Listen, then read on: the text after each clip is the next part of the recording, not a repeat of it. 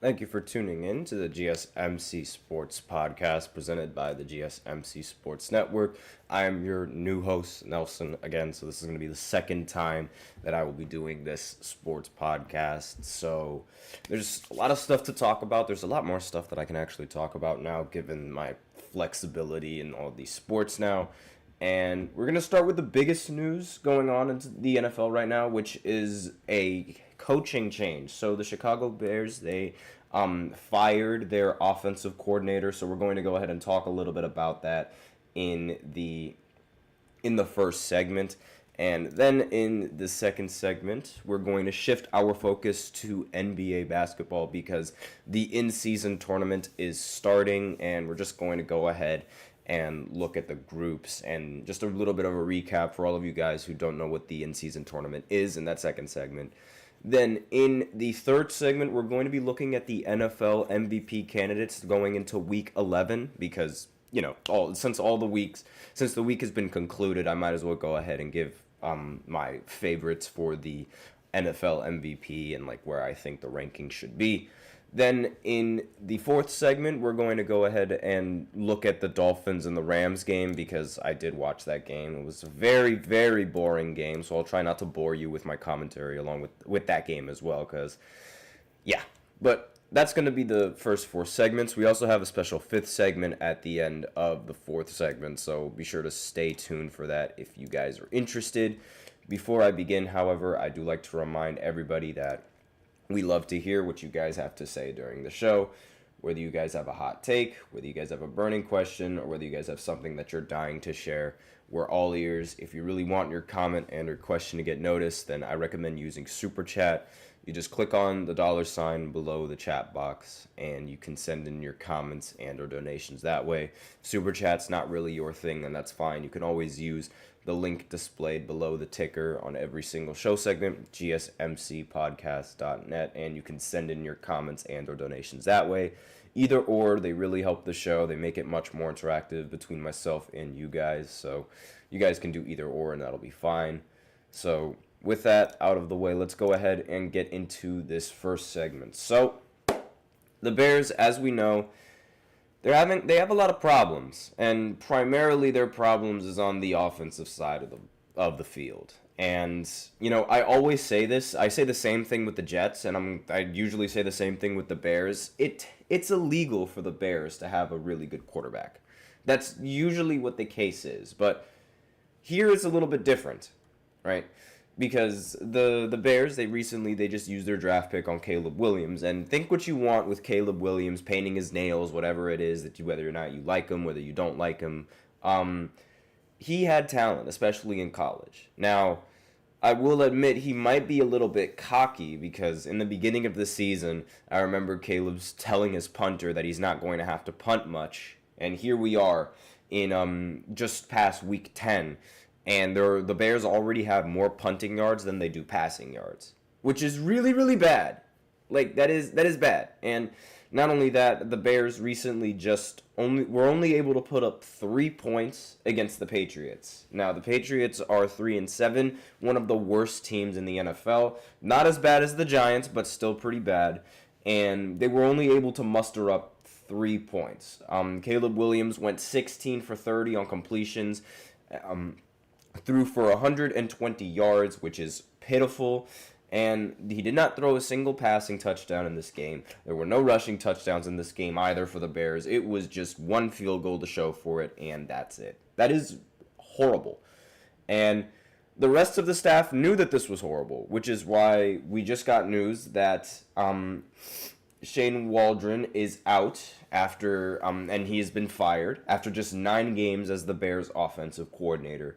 And they're going to replace him with Thomas Brown, according to Tom Pelissero of the NFL Network. Now, earlier I had a talk with one of the Seahawks fans that I'm friends with, and he himself has no idea why Waldron was still an offensive coordinator in the NFL. In his opinion, because he used to be the coordinator for the Seahawks, in his opinion, he was one of the worst offensive coordinators and is one of the worst offensive coordinators in the entirety of the NFL.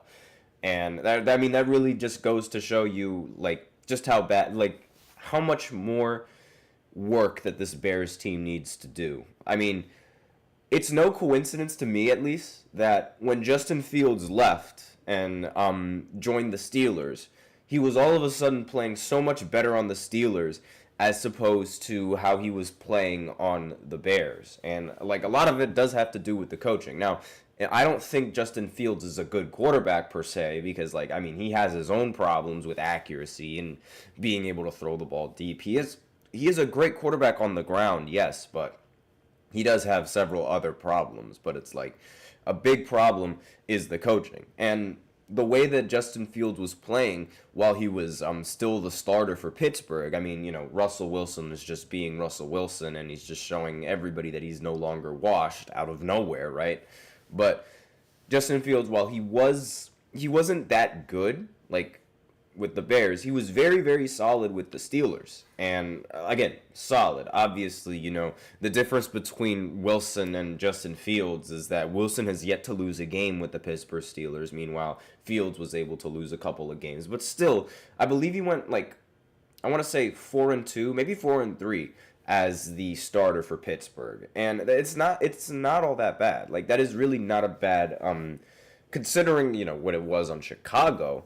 Like, that's a huge improvement. So, Brown, he previously had the title of offensive passing game coordinator, which, judging by the Bears and their passing game, has not been that good. But now he's going to take over Waldron's responsibility to call the Bears' offensive plays. And something, obviously, it had to change in Chicago. And I feel like this move is a start to good things in the future. Like, a lot of people, even when Justin Fields was on Chicago, a lot of people really blamed the coaching staff as the main reason why they weren't all that good. I don't know what they saw in Justin Fields, but they really thought that Justin Fields was the answer.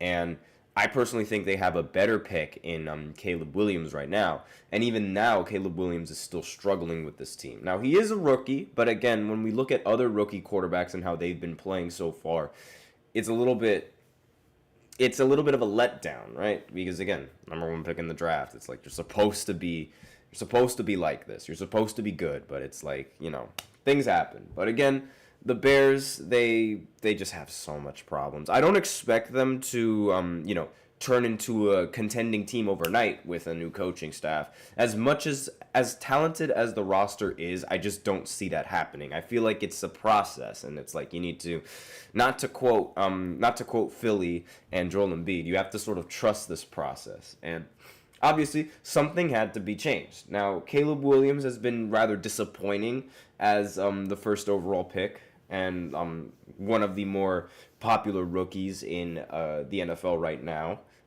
Not counting Jaden Daniels. He played, this was probably, his worst game. I mean, going 16 for 30, no touchdowns, but luckily he didn't throw an interception. This was a really, really bad game. And he also lost 51 passing yards on 9 sacks, which was a problem with Justin Fields as well. I don't know what it is, but it's like these Bears quarterbacks, they really love to take a lot of sacks. I don't understand what that is.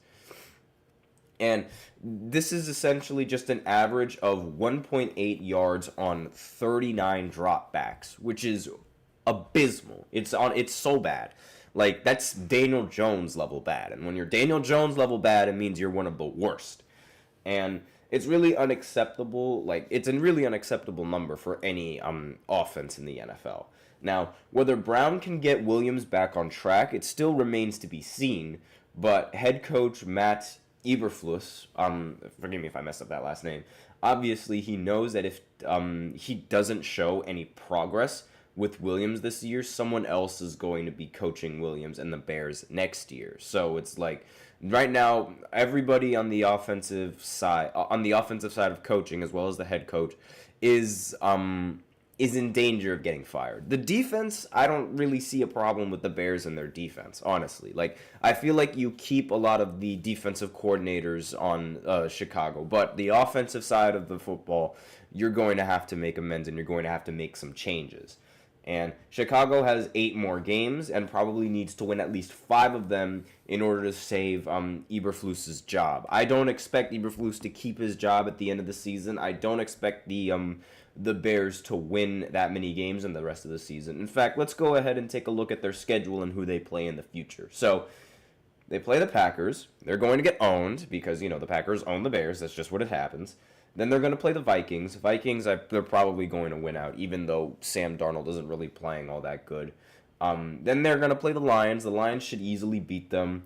Then they're going to play the Niners. The Niners should easily beat them as well. They play the Vikings again. Vikings should get another win, especially playing at home. Then the Lions play them, but this time in Chicago, I expect the Lions to easily beat them. The Seahawks, they're just as mediocre, at least as of right now, as the Bears, but still, I have my faith in the Seahawks. And then finally, to end the season off, the Bears are going to have to face off the Packers in January. And, of course, the Packers are going to win. That's just a thing that they do. That's just what happens. The Bears, they just simply cannot beat the Packers. So there's going to be a guarantee of 2 losses coming in from the Bears, in my opinion. And those 2 losses could honestly come in within the next 2 weeks, the way that things are looking. I don't see the Vikings beating them. I don't see the Bears beating the Vikings, and I really don't see the Bears beating the Lions, especially when the Lions are playing at home. So I don't expect the head coach to retain his job after this season. If I was the Bears, I would fire them all now, aside from the defense. But let me know in the comments what you guys think. So that's going to conclude this first segment. And so now we're going to go ahead and shift our focus to the NBA because the in-season tournament is going to start tonight. So we're going to talk about that right after this short break. So be sure to stay tuned if you guys are interested. I feel like I'm losing my mind. Is everybody in the world blind? Please, Lord, give me a sign, a sign. I feel like I'm losing my mind. Is everybody in the world blind? Please, Lord, give me a sign, a sign.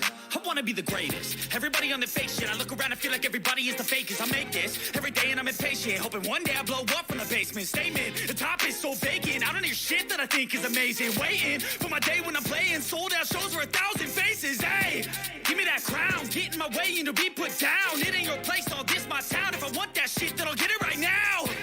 I'm losing it, the noose it fits, some losing shit, a stupid myth. You choose to live or choose to dip, you choose to fight or lose your grip and lose a gift. I feel like I'm losing my mind. Is everybody in the world blind? Please, Lord, give me a sign, a sign. I feel like I'm losing my mind. Is everybody in the world blind?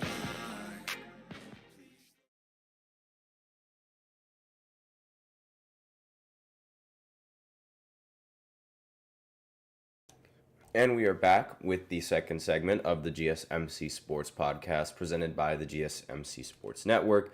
And in this second segment, we're going to be looking at the NBA in-season tournament. It's scheduled to start tonight, so we're going to go ahead and talk about that. Before I do, however, I'd like to remind everybody that we love to hear what you guys have to say during the show, whether you guys have a hot take, whether you guys have a burning question, whether you guys have something that you're dying to share. We're all ears. If you really want your comment and or question to get noticed, then I recommend using Super Chat. You just click on the $ below the chat box and you can send in your comments and or donations that way. Super Chat's not really your thing, then you can always use the link displayed below the ticker on every show segment as well, using GSMC podcast.net. That's the link. It should pop up right now. There it is, and you can send in your comments and or donations that way as well. Really help the show. They make it much more interactive between myself and you guys. So with that out of the way, let's go ahead and talk about this in-season tournament. So this is obviously like a pretty new thing. I mean, this was just introduced last season. So for those of you guys who don't remember exactly what that is, essentially it's when the NBA and the NBA games, like, you know, they decorate their court in a fancy new color scheme, and they host these they host these rather, I wouldn't really say meaningless games, but I mean, a lot of people consider them meaningless games. But aside from that, they put every single team in a bracket, in a little group. Like, you have Group A, you have Group B, you have Group C on both sides, both the Western Conference and in the Eastern Conference. And it's called group play. And then I'm just going to go ahead and later on I'll go ahead and I'll show you exactly which teams are grouped with each other. But all 30 teams essentially have been drawn randomly into groups of 5 within their conference based on win-loss records from the 2023 and 2024 regular season. So these games, they begin tonight, and they're going to be continuing all the way throughout Tuesday, December 3rd. Now, why is this a thing? Well, the NBA is sort of trying to give the regular season some more fluff, like more of a reason for people to want to attend some of these games, and trying to make these regular season games a bit more competitive. Because if you guys don't remember from previous years, there have been a lot of NBA players who have been reluctant to play in some of these games early in the season, mainly because they want to avoid injury and stay healthy for the playoffs.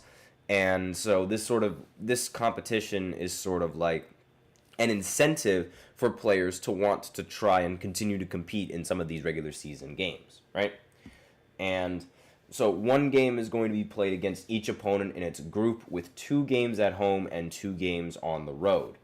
And so let's go ahead and let me just pull up this graphic. So these are the teams that are grouped together.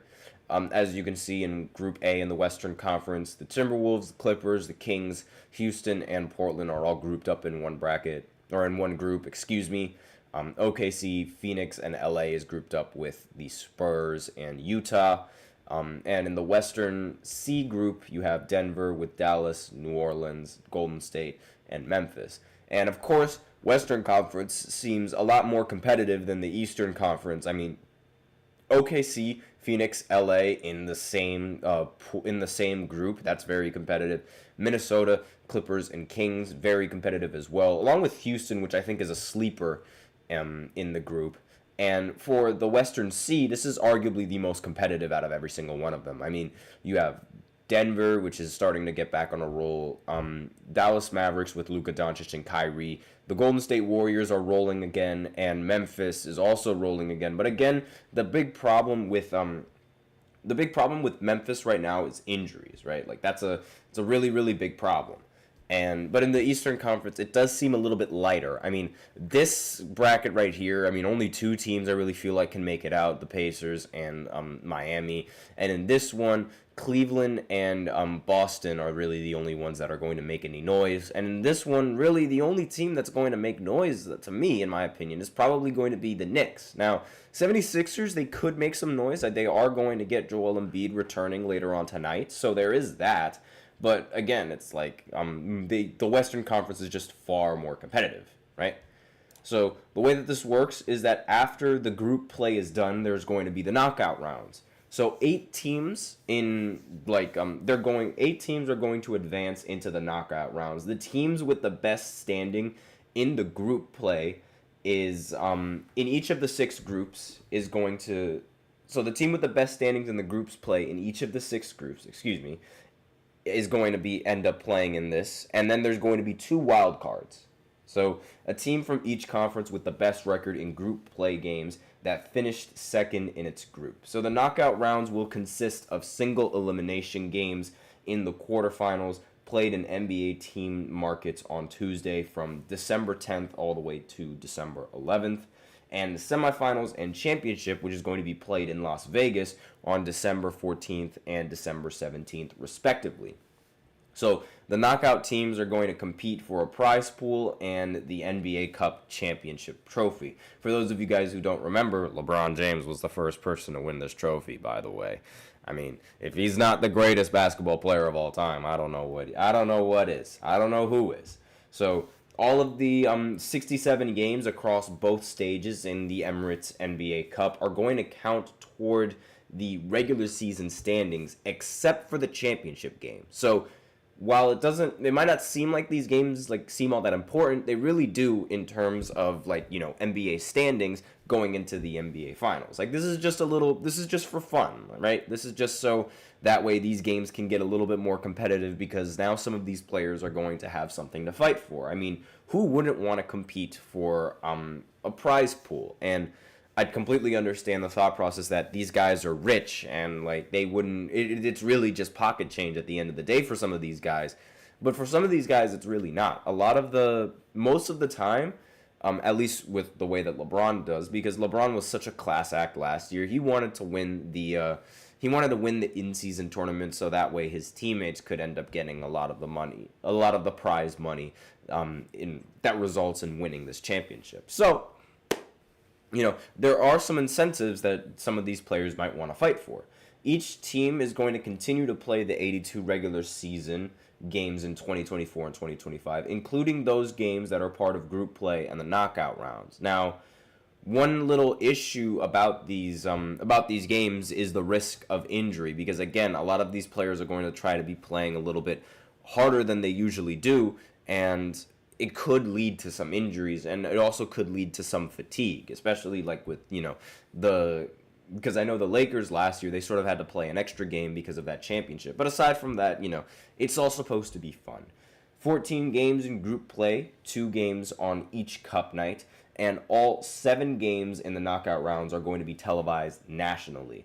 And I mean, the Group A play with the draw, like to determine each team's opponents in the group play games, the 15 teams in each conference were divided into 3 groups of 5 teams via random drawing. The 6 groups are, as you can see, they're right here on your screen.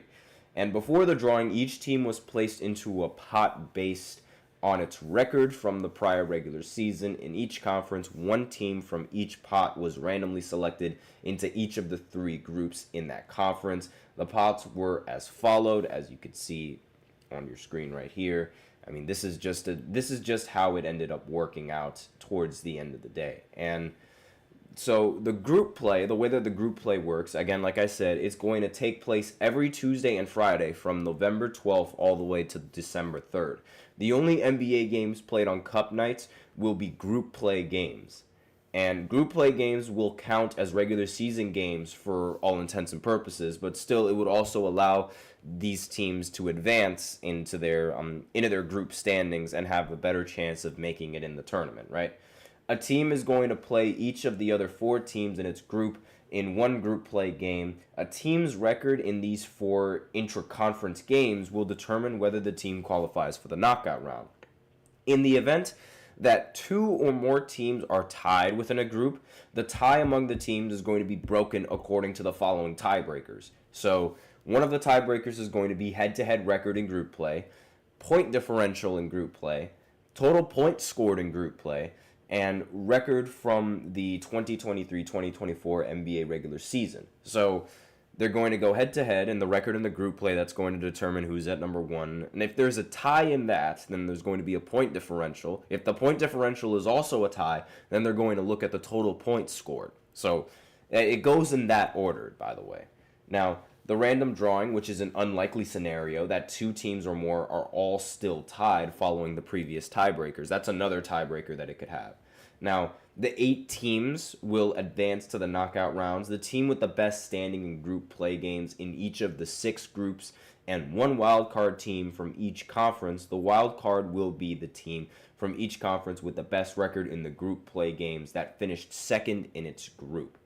And in the event that 2 or more teams are tied for the wild card in a conference, the tie among the teams will be broken following the same tiebreaker protocol as described above. So it's a little bit more complicated than the NBA playoffs and the NBA finals, that I will admit.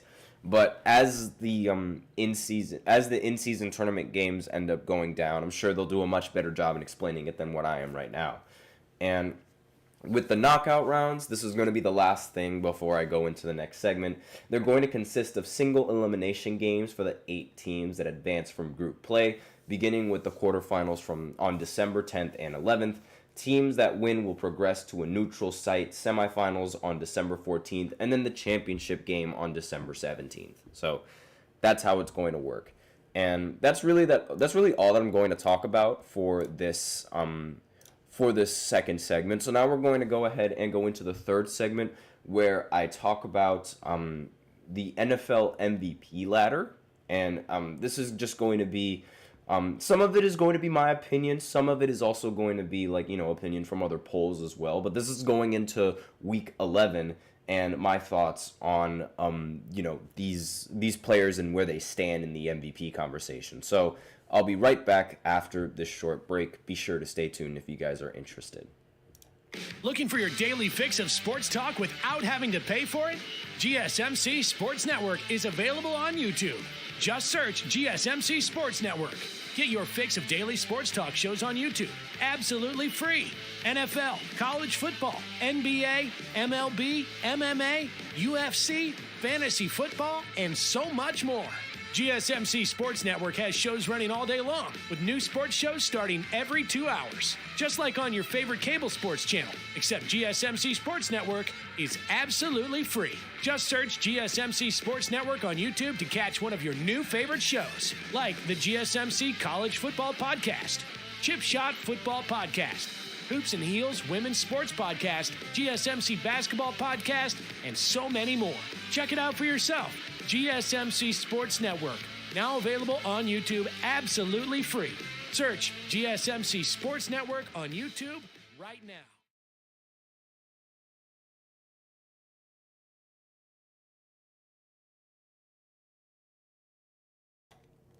And we are back with the third segment of the GSMC Sports Podcast presented by the GSMC Sports Network. And in this third segment, we are going to be looking at the NFL MVP ladder, and we're going to be talking about my opinions on where all of these players should be placed in the MVP ladder. So we're going to start at number 8, and we're not going to do top 10 because I feel like, the ones at the bottom 10, there's usually like 9 and 10, the players on that ladder, there's usually like barely any chance that any of these guys are going to end up making it through in these MVP conversations. So we're going to start at 8. Now, I will say this, my opinions on what the NFL MVP means. So, my opinion is, it's not really that different from most people, but I'm not sure if people really share my opinion. But essentially, the MVP for the NFL is usually rewarded to the best quarterback on the best team, right? And it's only reserved for quarterbacks. I refuse to believe that an NFL running back is more valuable than an NFL quarterback. It's a very rare chance that ever happens. When Jonathan Taylor was in the running for MVP, I knew he wasn't going to win it because you simply cannot compare a good running back to a good NFL quarterback. There's just the value that a quarterback brings to an NFL team is incredible. And it's like, we've seen it a lot throughout the season, and we've seen it a lot throughout the rest of the seasons, especially now where the quarterback position is so much more valuable. So there's not going to be a single running back on this list for all of you running back lovers, so tough. So first player on this list at number 8 is Joe Burrow, and he's mainly in here because of the stats that he's able to produce. Now, in terms of team record, the Bengals, they're 4-6, which again is not really all that impressive and is the reason why Joe Burrow is ranked all the way so low. However, if we're looking at an individual standpoint, with Joe Burrow having 2,672 passing yards, 24 touchdowns, and 4 interceptions, it's really no surprise that Joe Burrow is going to be in this conversation. Now, the Bengals, they did start 0-3, but however, I will say that right now the Bengals, they seem to be rallying back, especially in this really, really tough AFC North division. And he was the number 1 overall pick, as we all know. But ever since they went 0-3, now their record is 4-6. Again, not really that good, and that's a big reason why he's ranked so low, despite his impressive numbers. And I mean, the team looks a lot stronger. You can thank Jamar Chase for having such a ridiculous performance last game against the Ravens. They did lose to the Ravens because they decided to go for 2 and go for the win instead of tying the game and trying to go into overtime. In hindsight, you can make the argument that they should have just tied it. But again, if they would have converted, then we wouldn't even be having this conversation in the slightest. Now, next player on this list at number 7 is Jared Goff. Now, on Sunday night, he did end up turning into Jared Goof, throwing 5 interceptions, which is not all that impressive. But before that, he was really, really good at protecting the football. His stats this season: 16 touchdowns, 2,080 yards, along with 9 interceptions. Again, 5 of those interceptions came in just one game. So really, it's like 16 passing touchdowns and like around 4 interceptions. But again, that one game really, really messed him up right there. But big reason why Jared Goff is in these standings and in these MVP rankings right now is because of the team record. I mean, right now, the Lions, they're number 1 in the entire NFC, and the only team that's really close to them in the NFC is the Eagles with a 7-2 record. But again, like, you know, being 8-1 and being the best team in the entire NFC is a great argument to for any quarterback to be in the MVP conversation. So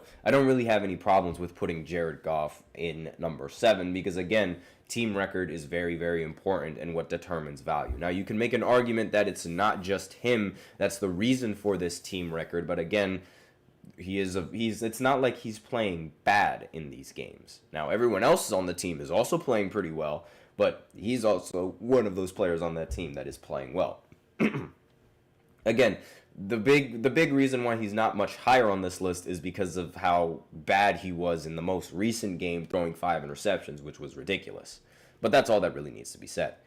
Next is Jayden Daniels. Now, I mean, Jayden Daniels, if he's not a lock for Offensive Rookie of the Year, then I don't know who else is going to win that award because Jayden Daniels has just been ridiculous this season. His passing touchdowns aren't really all that impressive, with only 9 of them. However, he did only throw 2 interceptions throughout the entirety of the season, and he also has accounted for 2,147 passing yards in this season as well, not to mention being second in the NFC East, just behind the Philadelphia Eagles, and they're 7-3 right now. Again, it's not a bad record, and not to mention the fact that Jayden Daniels has been a monster in these last few games. He's thrown just 2 interceptions all season, which is very, very impressive. He also has a total, there was 9, I mentioned the 9 passing touchdowns, but I didn't mention the rest of the rushing touchdowns. So in total, that's 13 touchdowns this season, and he's also completing 68% of his passes. That's a 68 completion rate, which is very, very good. He did miss a game due to injury, but he's still a viable MVP candidate going into this season, in my opinion. Next player on this list, probably someone that you don't really expect, Kyler Murray. Now, I'm a really, really big fan of Kyler Murray. I don't know what it is about him, but there's something about this guy that I just like. The way that he plays is it's so funny. It's so fun to watch the way that he plays, being able to scramble the way that he does. And he recently last season, he was rehabbing from a torn ACL, and he's come back like nothing happened. He is an MVP candidate right now. He recently beat the Jets the game was never close against the Jets, honestly. And I'll talk about the Jets a little bit later on. And he also had a 91% completion rate against the Jets with 266 yards and 1 passing touchdown. Throughout the season, he has 2,000 passing yards and 12 passing touchdowns, along with only 3 interceptions. I think Murray deserves a lot more credit for the way that he's been playing, more so than most of the other quarterbacks. And again, like in total, he has 16 touchdowns. So, 12 passing touchdowns with the rest of them being on the ground. And just throwing only 3 interceptions, that is very, very efficient. And he's also leading the Cardinals to the top of the NFC West, which is something that I didn't really expect him to do, considering how, the Niners are the Niners. I mean, like the Niners, they don't seem like that scary team that we've seen in the past few years. You can make the argument that it's because there were a lot of injuries on this team, and some players aren't really playing as well as you'd expect them to. Brandon Ayuk. And Christian McCaffrey, he did make his return. So again, we will see just how the standings look like towards the end of the season. But right now, I don't have a problem with putting Kyler Murray at number 5. Now, The next player on this list, again, another player that you might not expect to be so high, Jalen Hurts. Now, there's as much as I do not like the Eagles, and as much as I cannot stand losing to them every single season being a Giants fan, I cannot deny just how much more of an improvement Jalen Hurts has been showcasing recently. I mean, in the beginning of the season, the team was very, very shaky. They were very turnover prone, and a big reason for that was because of Jalen Hurts. But now, out of nowhere, it seems like, not the 76ers, the Eagles are a competent team once again. Aside from the Detroit Lions, they are the top team in the entirety of the NFC. They own their division right now. They own the home field advantage, and they do own the best record in the entire NFC East right now. And it doesn't really seem like they're going to slow down based off of how they played. They just beat Dallas in Dallas's home stadium as well. Dallas has yet to win a home game, by the way. More on them a little bit later on. But again, 70% completion in that game with two passing touchdowns, 202 yards. Not to mention for the season, he has 1,976 passing yards, which is not all that good, but he makes up for it. He definitely makes up for it for the amount of yards he can gain on the ground. And with 12 passing touchdowns and 5 interceptions, I don't really think there's any other quarterback that has a really solid combination of both a good ground game and a good passing game, aside from one more quarterback who is going to be a little bit higher up on this list, and I'm sure you guys already know who that is. But again, this is not bad. I really don't think that Jalen Hurts is a bad quarterback, despite what a lot of people may say. And next player on this list is, of course, Patrick Mahomes. I mean, he's really on this list primarily because of the team record. Right now, the Chiefs have yet to lose a single game in the entirety of the regular season. And despite this, I will say that it's not necessarily all because of Patrick Mahomes, because Mahomes has not been playing that solid. In fact, of all the quarterbacks that I've mentioned, he is by far the least efficient. 12 passing touchdowns with 9 interceptions. That's a lot of interceptions for Patrick Mahomes, especially this early in the season. He does have 2,200 passing yards, so that is something. And he's still an otherworldly talent. However, I will say that a big reason why this team has the record that they have is not because of Patrick Mahomes. And I mean, this is arguably the worst season of his career. Yet the Chiefs are flawless. They're 9-0, I believe, with the rest of the season. And I mean, there's really nothing that can be there's really no point that I can make for Patrick Mahomes not being in the MVP conversation, because he has essentially everything, especially the team record, which is the most important thing when you're looking at most valuable player or most valuable quarterback. And I mean, the season is still young, so we'll see how he performs. But again, he's going to be in the top 3 primarily because of team record. Now, next player on this list is Josh Allen. Again, this was the quarterback that I was talking about before that had a good combination of both passing game and a run game. Despite how well Josh Allen has been playing, he's definitely toned it down with the interceptions. He's not as interception prone as he was several other seasons ago. I say this despite the fact that he threw 2 interceptions last game against the Colts. But still, overall, throughout the season, he has 2,281 passing yards, 17 passing touchdowns, and 4 interceptions. The 4 interception part is very, very impressive. And he also has 21 total touchdowns, I should mention, this season. And the Bills, they remain at the top of their conference. So really, he has the stats, he has the team record, he has the efficiency, he has the ground game and the passing game. There's really nothing else that there's really nothing else that you would want in a quarterback aside from Josh Allen. That is, unless maybe you're Lamar Jackson. I mean, Lamar Jackson is at number 1. I think he's going to be the MVP in this season once again. And a big reason why he's ranked over Josh Allen, in my opinion, is because his stats are just so much better and so much more efficient than everybody else on this list. I mean, 2,669 passing yards, 24 passing touchdowns with only 2 interceptions. And he also suffered from similar problems with Josh Allen, where a lot of people thought he was a little bit turnover prone, right? And he's cleaned that up dramatically. And last season, I believe he did end up being in MVP conversations with far lesser stats than what he has right now. And I mean, he's just a completely different animal in this season. I mean, the efficiency, like the ground game as well. You can make an argument that, you know, it's because he has a really solid team now, but like this is what a valuable quarterback looks like. And I think he's going to win the MVP when it's all said and done. And he's probably going to go back to back because, you know, he won it last year. And he has a total of 26 touchdowns. So while the ground game and like, you know, the rushing touchdowns, while they aren't necessarily there, you know, similar to how Jalen Hurts' rushing touchdowns are there most of the time, he's still putting the ball in the end zone. And I mean, 24-2, like that touchdown to interception ratio is incredible.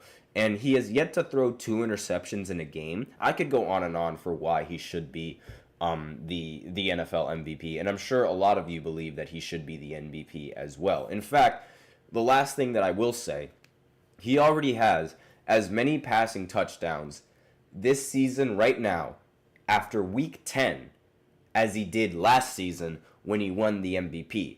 And he threw 5 less interceptions. He's throwing 5 less interceptions now than last season when he won the MVP.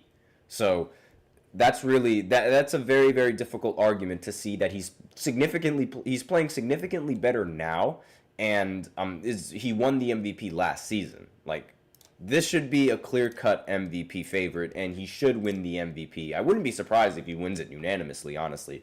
Wouldn't be the first time that he's done that.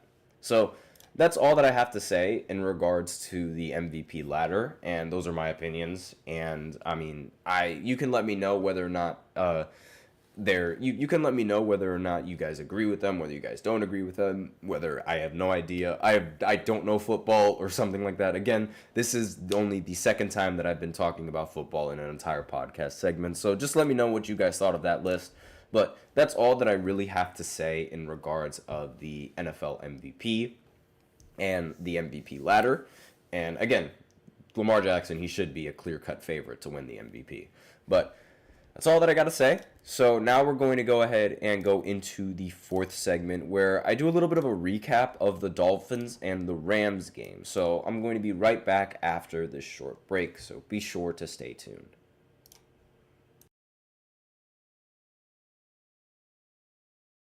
For the best and latest podcasts available anywhere, go to the podcast app on your cell phone and type in GSMC.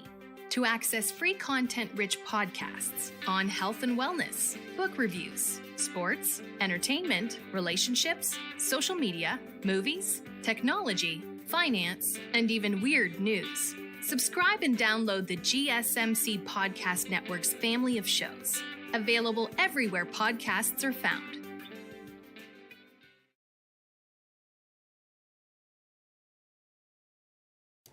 And we are back with the 4th segment of the GSMC Sports Podcast presented by the GSMC Sports Network.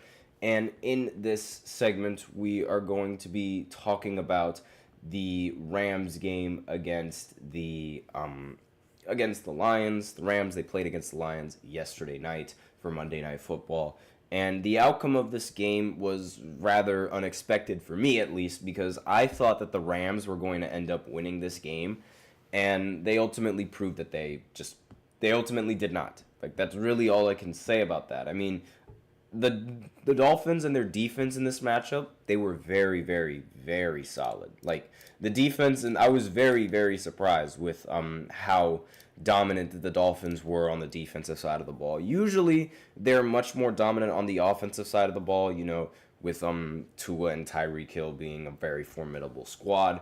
But so far in this season, I mean, Tyreek Hill has really, really fallen off. Remember last year when his peers voted that he was the best player in the NFL? That did not last long at all. And I mean, the numbers for Tyreek Hill in this season, they're less than mediocre. I mean, when you look at the rest of his stats, that he's been putting up in previous seasons compared to now, it's really, really bad.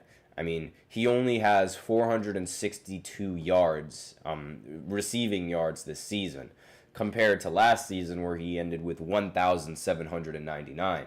And he also has only 37 receptions compared to last 2 seasons where he had 119, which is honestly insane.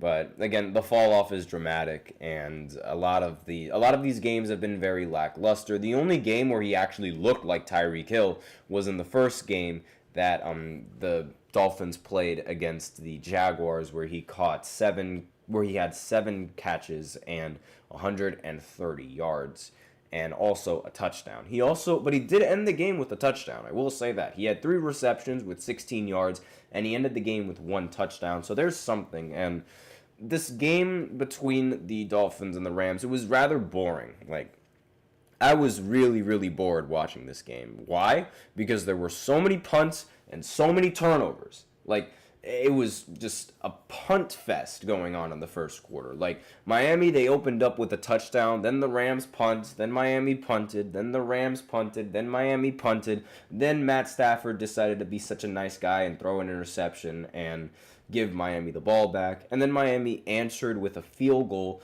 and then right after that, guess what happens next? It goes back to punting. Rams punt. This time, Tua decides to be nice and throw an interception, and then guess what? The Rams decide to fumble. But guess what? The Dolphins decide to fumble the ball right back. And then guess what happens next? More kicking. The Rams, they get a field goal to make the score 10-3. Then the Miami Dolphins decide to punt. Then the Rams decide to take another field goal to make the score 10-6, and that was the entirety of the first half. Very, very, very boring, and like very few offense in this game, like very little offense in this game, and like it wasn't exciting at all. Like I thought the Panthers and Giants game was bad. Like that was, Jesus, I really should have held my tongue for this one, but again, like this was just a very, very boring first half going into this game, and Tua really has to be careful with with his head. I'm sorry, but it's like that helmet. I don't think that helmet is going to protect him much for long. Like there is a serious, serious danger with Tua possibly getting another concussion. It's almost as if he wants to get another concussion. I don't know what it is, but it's like this. Like there was this one play where I saw Tua Tagovailoa, like he was trying to make a tackle, and of course he goes head first into a guy's knee. Like not only does that sound like it hurts, but like that is also very dangerous. Like Tua should really, really wear a guarding cap. Like this is bad. This is really bad. And this only goes to show that the Miami Dolphins should have ended up drafting Justin Herbert anyway. I mean, I remember like on draft night, and I remember like a few weeks after that there were a bunch of Miami executives that would have much rather had Justin Herbert being drafted as opposed to Tua Tagovailoa. And I think right now, those people are just right. I mean, like this is just Justin Herbert. He doesn't really suffer as much injuries. I'm not going to say that Herbert is really playing all that well. However, the Chargers, they did turn around their season from the starts of it. And while I will say that, again, a big reason isn't necessarily because Herbert is playing well, because he's not. But still, they're winning games, and it doesn't really matter how you win games. What matters is that you win them. And let's go ahead and move into the second half of this game. Now, the second half of this game was a little bit more offense. I mean, the Rams, they led a 9-play drive which ended in a missed field goal, and then the Dolphins decided to score a touchdown on a 6-play drive to make the score 17-6. And then in the fourth quarter, it's a kicking contest. Not even a kicking contest. It was like a 3-point contest. Rams hit a field goal, then the Dolphins hit a field goal, Rams hit another field goal, guess what? The Dolphins hit another field goal, and guess what? The Rams hit another field goal, and guess what? The Dolphins end the game. So that's really how the second half went. It was so boring. Like, it was like, I could have never been more bored in my life. I'm like, put the ball in the end zone already. But neither one of those teams could do that. All the teams, they ended up holding firm towards the end of the game and in the red zone. So, defense, yeah, I know. defense is always, like, it's pretty impressive, but again, it's like, put the ball in the end zone. And I mean, one of the plays was 11 plays. Like, in fact, both teams to start out the quarter opened up with 11 play drives that just ended in field goals. And it's just like, come on, put the ball in the end zone already. I mean, it's way more than what my Giants can do, that's for sure. But again, it's like, Jesus, this game was boring. It was turnover prone, and there's not really much that can be said about this game because of how ugly it was. But that's really all that I have to say, because again, this game is just like, ugh, it was punt, turnover. Ooh, another turnover. Wait a minute, let's turn the ball over again. Oh, wait, let's let the other team turn the ball over. And then it goes back to punt, then it goes to a 3-point contest. Like, it's, just a little bit boring. But that's all that I really have to say about this game, because again, it was like I was trying to stay awake for a majority of this game. There was at one point where I think I just dozed off, honestly. Like, it was just very, very boring. But that's football. That's the way it goes. Sometimes you get some fantastic games like the Bengals against the Ravens. That was a great game. There were so many touchdowns. And then some other games, you get games like this where it's just turnover, punt, field goal. So that's just the way that it goes. Now, the Dolphins, with this win, they move up to 3-6, which is good enough to be as the second team in the entire AFC East, I believe. Let me just go ahead and double check. Yes, they are. The Jets, they're 3-7. Unbelievable. The Patriots are also 3-7, more believable than that. And with this loss, the Rams end up moving down in their standings, so they're just below the 49ers now. If they would have won this matchup, then they would have been tied with the same record as the 49ers to make the NFC West a little bit more competitive, but that's that. That's all she wrote in this matchup. And we're going to have to see how the rest of the season plays out. I have no idea if the Dolphins are going to try to make a playoff push going into the rest of these games. So let's go ahead and look at their schedule real quick.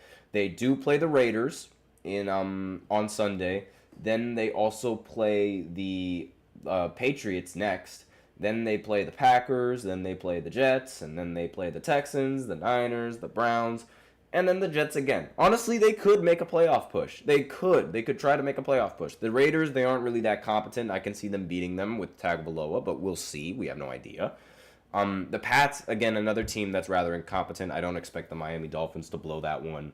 The Packers is going to be a tough challenge. Same thing with the Texans, but before they play the Texans, they play the Jets, which again, the Jets are the Jets. It's illegal for the Jets to have a good quarterback, and the Jets are just not the franchise that I thought that they were going to be this season. So, in fact, you know what? I might do a segment later on talking about the Jets and my opinions on the Jets and all of that stuff, because I'm sure you guys have not heard my opinion on the Jets and things like that. But that's it for this fourth segment. So now we're going to go ahead and go into the fifth segment, where I give a recap of all of the NBA games that went down yesterday, because there were a couple, and I love talking about basketball. So I'll be right back after this short break. Be sure to stay tuned.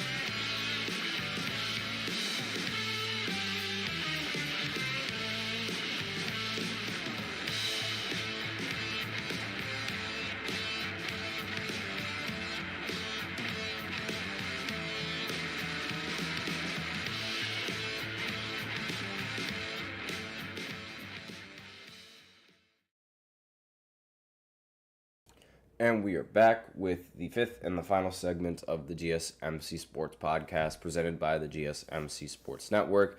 And in this final segment, we're going to be doing a recap, a little bit of a quick recap because we are a little bit low on time, of all of the NBA games that went down yesterday and the results of the games and how it went, and whether or not I ended up predicting right. I believe I only got one game wrong in these predictions, and that one game that I got wrong was the Spurs beating the Kings. I thought the Kings were going to end up winning in this matchup with how well Sabonis, De'Aaron Fox, and DeMar DeRozan have been playing, especially how well they played against the Phoenix Suns.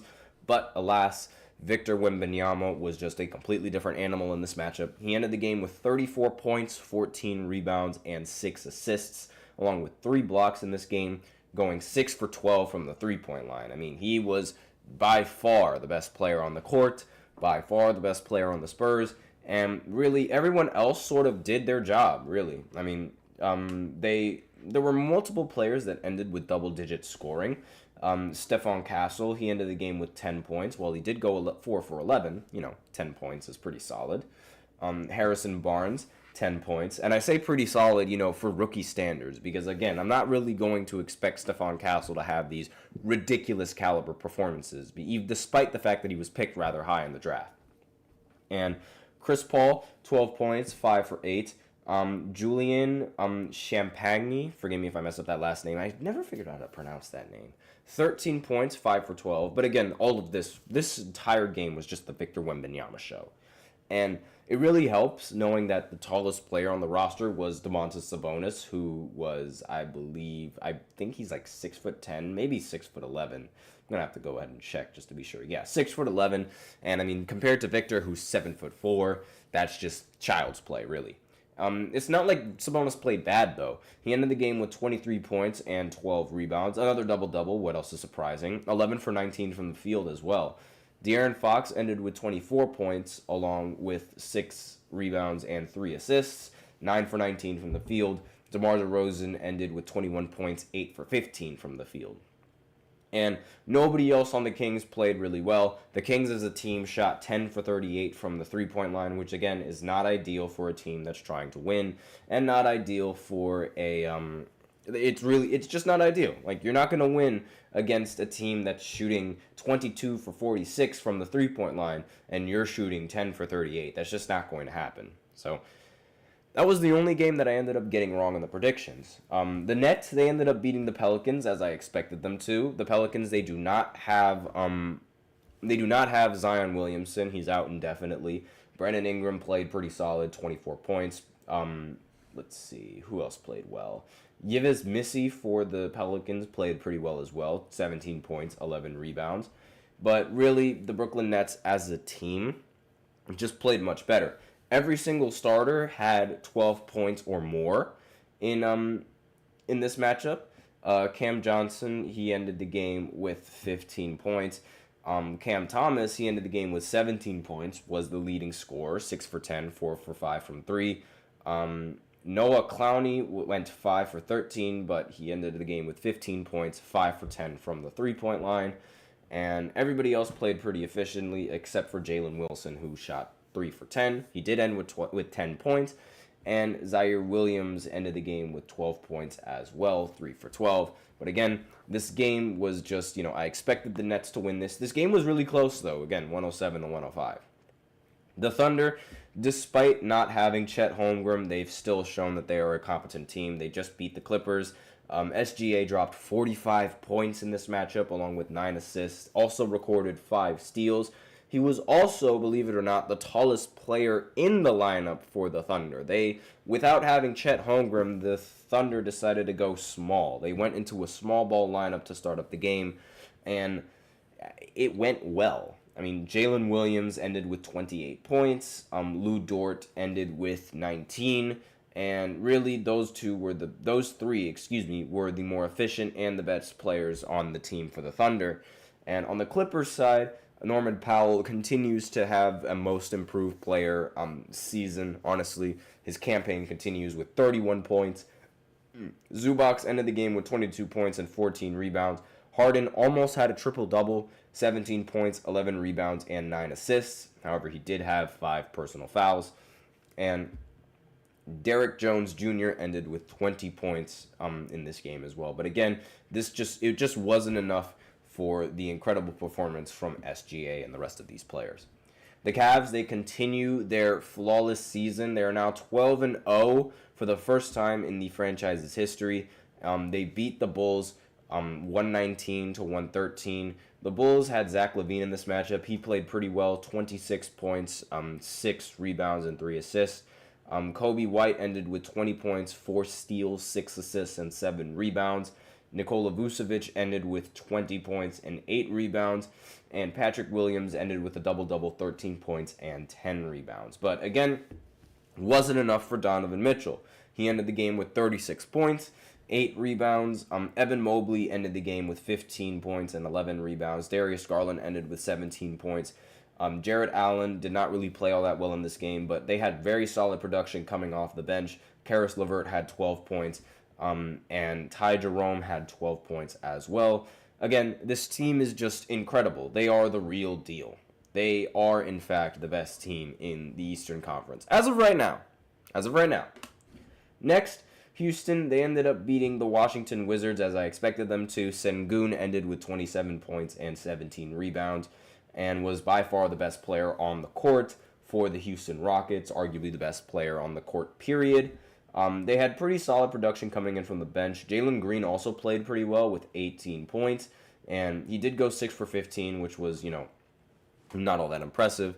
But again, this matchup, it was against the Wizards. I mean, the Wizards, they are not a competent team. And Sengun, and along with the Houston Rockets, while I'm not saying they are the best team, especially in the Western Conference, they're still a very solid team. Right now, they're 5th actually in the Western Conference, which is pretty impressive to say the least. Theo 3&D in the chat, good NBA topics. Thank you. I was trying to focus a little bit more on football because I love football, but I also like NBA, and I also like the in-season tournament that's going to be happening later on tonight. And speaking of the in-season tournament, since I already did recap most of these games, let's talk about the games that are going down tonight. So the Knicks, they're going to be playing the 76ers. This is very significant because this marks the return of Joel Embiid. He's going to be playing the Knicks at home at 7:30 on TNT. For any of you guys who are interested, assuming that Joel Embiid does not randomly just go out with a random illness or something like that. He should play in this game against the Knicks.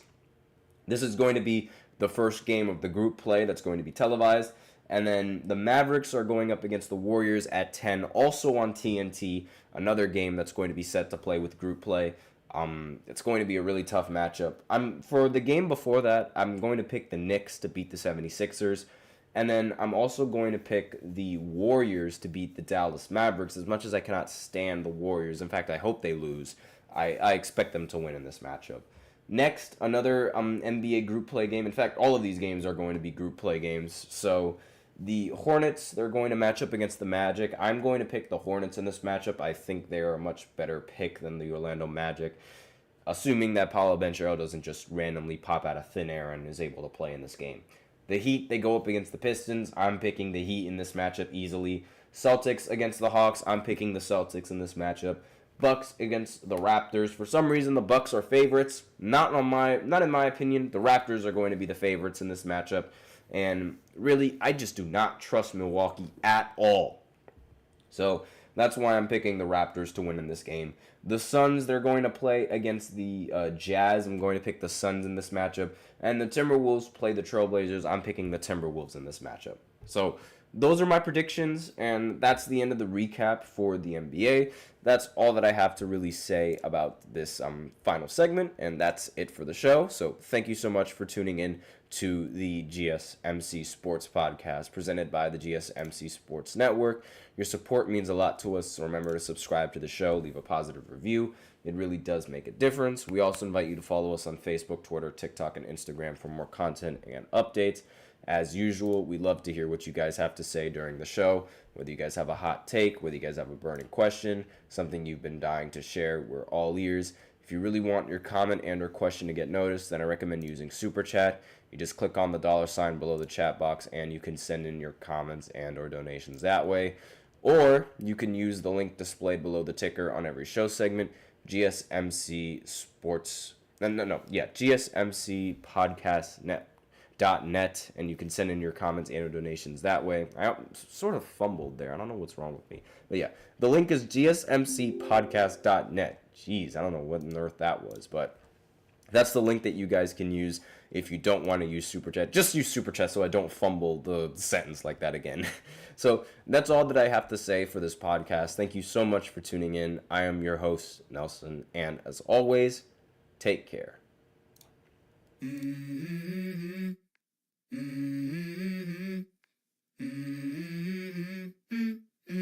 Let's go. I wake up to a little bit of drool on my pillow, feel like it's gonna be a bad day. Yeah, I'm tired of shit, and the